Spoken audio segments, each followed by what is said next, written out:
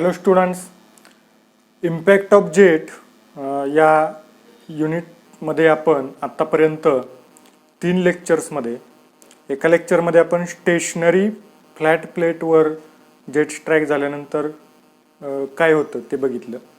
दुसऱ्या लेक्चरमध्ये आपण इन्क्लाइन स्टेशनरी प्लेट असेल तर त्याच्यावर जेट स्ट्राईक झाल्यानंतर काय होतं ते पाहिलं. तिसऱ्या लेक्चरमध्ये आपण impact of jet on a curved vane and jet strikes at the centre of curved vane त्याच्याविषयी आपण बघितलं. आता या व्हिडिओ लेक्चरमध्ये आपण impact of jet on a stationary symmetrical curved vane पण jet strikes at one end tangentially. मागच्या case सारखीच केस आहे, सिमेट्रिकल व्हेनच आहे, पण इथं जेट काय होतोय, सेंटरला स्ट्राईक होण्याऐवजी कुठं होणार आहे, एका एंडकडून होणार आहे. एका एंडकडून टँजन्शियली जेट स्ट्राईक करायचं आहे आपल्याला. टँजन्शियली बरं का, सरळ नाही, टँजन्शियली. तर कसं ते आता मी डायग्रॅम पहिल्यांदा काढतो. तर हा आहे ही आहे curved when, symmetrical curved when. Okay, symmetrical curved when आणि ती स्टेशनरी आहे, म्हणजे इकडं फिक्स करावी लागेल मला, स्टेशनरी कर्व्ड व्हेन.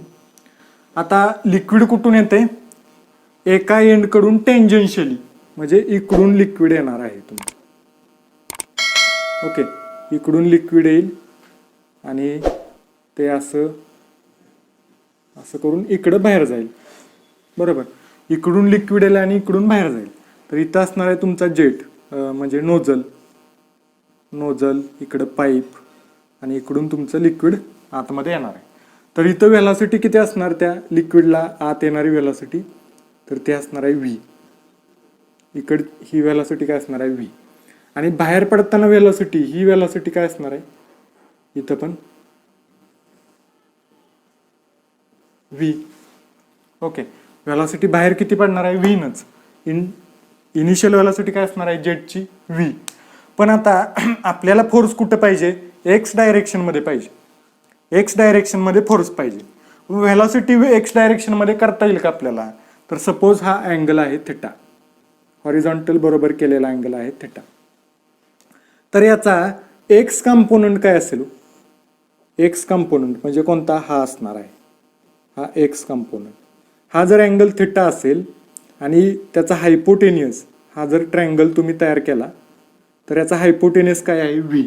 मग एक्स कंपोनंट काय असणार आहे, थिटाच्या ती कुठली बाजू आहे, लगतची.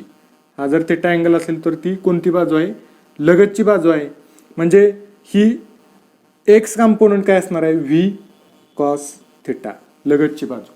आणि थिटाच्या समोरची बाजू म्हणजे वाय कंपोनंट, म्हणजे ते मी इकडं काढतो, हा एक्स कंपोनंट झाला आणि हा झाला वाय कंपोनंट, म्हणजे ही बाजू. तर ती कोणती बाजू आहे, थिटाच्या समोरची, म्हणजे ती कोणती असणार आहे, व्ही साइन थिटा. कोणता असणार आहे, व्ही साइन थिटा. तसंच इकडं आउटपुटला जर तुम्ही बघितलं तर व्ही असा जातोय, तर हा अँगल पण काय असणार आहे, थिटा. म्हणजे याचे पण 2 कंपोनंट तुम्हाला तयार करता येतील. एक आहे एक्स कंपोनंट, तो हा असणार आहे, आणि दुसरा कोणता, वाय कंपोनंट. तर एक्स कंपोनंट काय असणार, थिटाची लगतची बाजू आहे म्हणजे व्ही कॉस थिटा, आणि वाय कंपोनंट म्हणजे हा, म्हणजेच मी इकडे काढलाय तो व्ही साइन थिटा असणार आहे, समोरची बाजू. ट्रिग्नोमेट्री आपल्याला ही माहित आहे. तर अशा पद्धतीनं डायग्रॅम आहे. तर आपण आता फोर्स काढू शकतो, एक्स डायरेक्शन मधला फोर्स काढू शकतो, कारण एक्स मधली व्हेलॉसिटी इनिशियलची माहीत झाली, हे फायनल व्हेलॉसिटी सुद्धा एक्स मधली माहीत आहे. इनिशियलची वाय मधली व्हेलॉसिटी सुद्धा माहीत आहे आणि फायनलची वाय मधली व्हेलॉसिटी सुद्धा आपल्याला माहीत झाली. त्यामुळे आता आपण एफ एक्स आणि एफ वाय दोन्ही फोर्स इथं फाइंड करू शकतो. तर पहिल्यांदा आपण एफ एक्स काढूया. तर फोर्स आपण कसा काढतो, इम्पल्स मोमेंटम प्रिन्सिपल यूज करून. तर by using impulse momentum principal,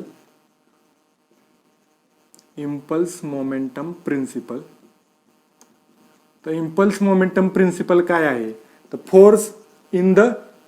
force exerted on a curved vane in the direction of X direction is equal to काय, M dot into velocity, initial velocity in X direction minus final velocity in X direction. Okay, तर M dot into आता इनिशियलला, ही initial आहे, हे final condition आहे. इनिशियलला x डायरेक्शनमध्ये velocity किती आहे? V cos theta. एक्स डायरेक्शनमध्ये किती आहे? V cos theta. आणि डायरेक्शन कशी आहे? पॉझिटिव्ह एक्सकडे आहे, म्हणजे पॉझिटिव्ह घ्यावी लागेल. तर V cos theta. Okay. Minus फायनलला, या फायनलला एक्स डायरेक्शनमध्ये व्हेलॉसिटी किती आहे? एक्स डायरेक्शनमध्ये व्ही कॉस थिटा. पण डिरेक्शन कशी आहे? निगेटिव्ह एक्स ॲक्सिसकडे. त्यामुळे ही काय घ्यायला लागेल व्हॅल्यू? मायनस. ओके. मायनस परत minus V cos theta. Minus V cos theta. Bracket complete. Okay. So M dot, आता हे व्ही कॉस थिटा, हे मायनस मायनस काय होईल? Plus V cos theta. Okay. Is equal to M dot, हे V आहे ते common आहे दोन्हीमध्ये, म्हणजे आता हे काय होईल? V cos theta plus V cos theta काय होईल? 2 times V cos theta. Okay. Simple आहे. 2 times V cos theta. 2 V cos theta. म्हणजे मी हे 2 इथं लिहू शकतो बाहेर. एम डॉट काय असतं? रो ए इंटू व्ही, आणि हे व्ही कॉस थिटा. म्हणजे काय येणार? 2 times rho A V into V काय होईल? V square into cos theta. हा काय आहे? Force exerted by jet. Force exerted by jet in X direction. Force exerted by jet on vane in X direction. आता हे काय आला? 2 times rho A V square cos theta. यातलं rho आपल्याला माहित आहे. एफ एक्स कशामध्ये असणार आहे? न्यूटनमध्ये. Rho density of water 1000 kg/m³. हे म्हणजे एरिया ऑफ जेट मीटर स्क्वेअरमध्ये, तो किती असतो? π/4 d स्क्वेअर. डी म्हणजे डायमीटर ऑफ जेट, तो मीटरमध्ये असणार. व्ही म्हणजे व्हेलॉसिटी ऑफ जेट मीटर पर सेकंदमध्ये, आणि थिटा डिग्रीमध्ये. थिटा म्हणजे काय? अँगल असणार आहे, म्हणजे जेटचा इन्क्लाइन अँगल तो किती आहे? तो थिटा डिग्रीमध्ये असणार आहे. तर हा झाला force in the direction of x. आता फोर्स इन वाय डायरेक्शन तो काय असेल? F Y. Force in Y direction F Y काय असणार? परत इम्पल्स मोमेंटम प्रिन्सिपल वापरलं तुम्ही, तर एफ वाय काय असेल? M dot into initial velocity in Y direction minus final velocity in Y direction. Initial velocity in Y direction minus final velocity in Y direction. आता M dot initial velocity in Y direction काय आहे? Initial आणि ही final condition. Initial velocity in Y direction. आता vertical बघा velocity काय आहे? V sine theta. Direction कुठं आहे? पॉझिटिव्ह, वर जाते म्हणजे पॉझिटिव्ह. तर V sine theta. V sine theta minus फायनलला बघा, फायनल व्हेलॉसिटी काय? वाय डायरेक्शनमध्ये तीच व्ही साइन थिटा, आणि वरच जाते म्हणजे पॉझिटिव्ह, म्हणजे हे मायनस आहे असं, आणि पुढे पॉझिटिव्ह व्ही साइन थिटा. आता बघा काय होते? V sine theta minus V sine theta काय येणार आहे? 0. V sine theta minus V sine theta 0, आणि 0 इंटू एम डॉट 0. त्यामुळे वाय डायरेक्शनमध्ये कोणताही फोर्स ऍक्ट होणार नाही.